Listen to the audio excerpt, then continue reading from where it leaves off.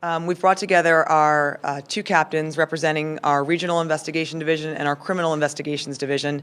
And the point of bringing you here today is to get a message across to our community regarding ATM thefts. We've had about 25 in the last year, and we have decided to raise our reward money up to $10,000 rather.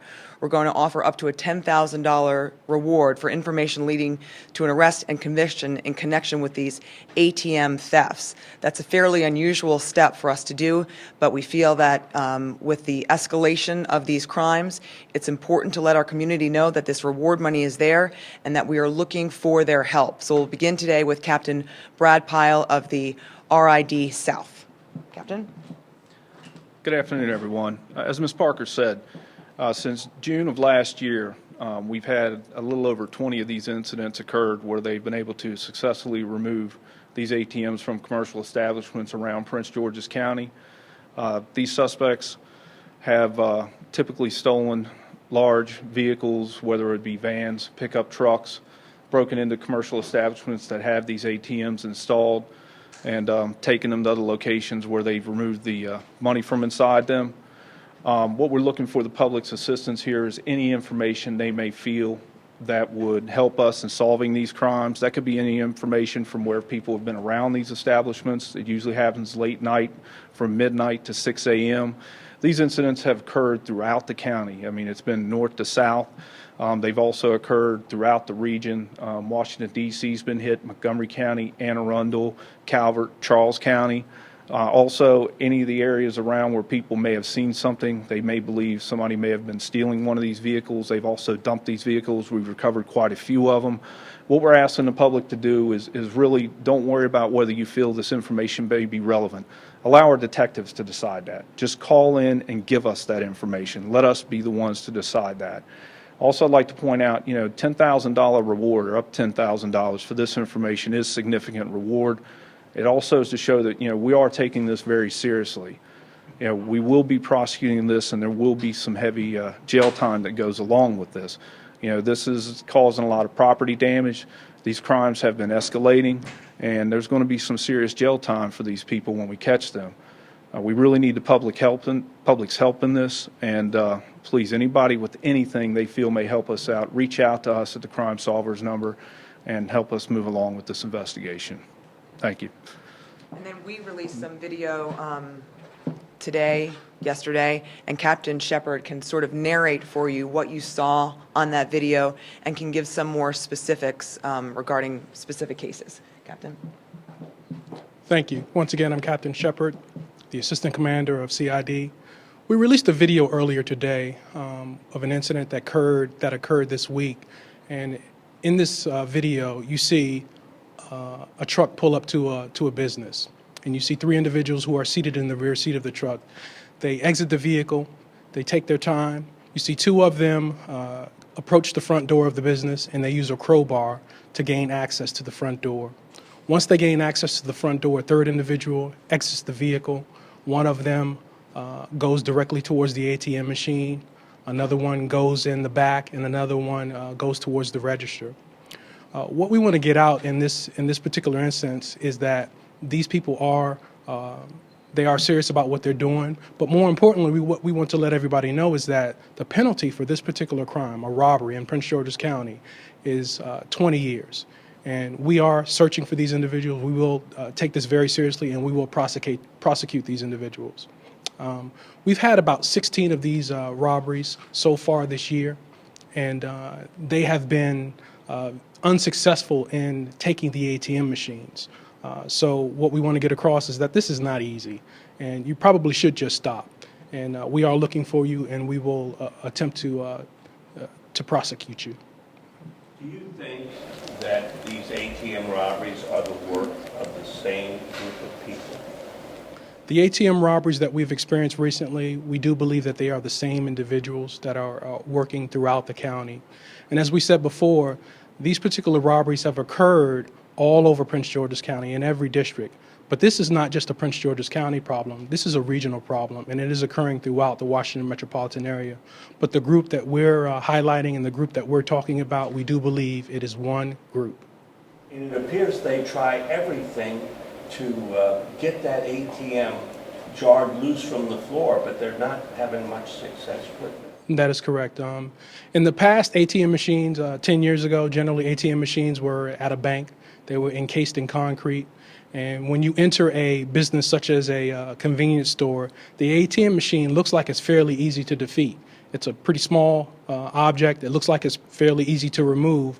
But as they encounter these ATM machines, they realize that they are bolted down to the ground. Some of them are quite heavy, and they're not very easy to remove.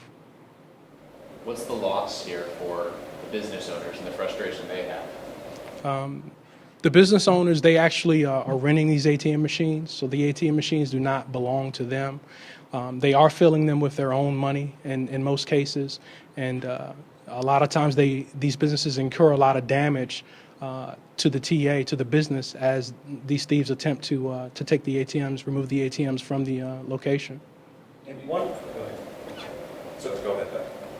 one of the places, when they get frustrated, they go to the cash drawer, the old-fashioned cash drawer, and they take money out of the cash drawer.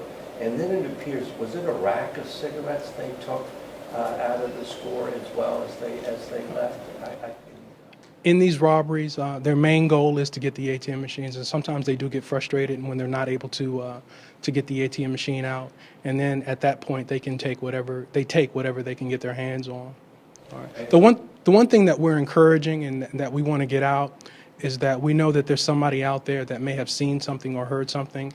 We want to encourage the citizens to definitely call the Crime Solvers numbers, but also we want to encourage our business owners to continue to be vigilant and to give us a call as soon as possible.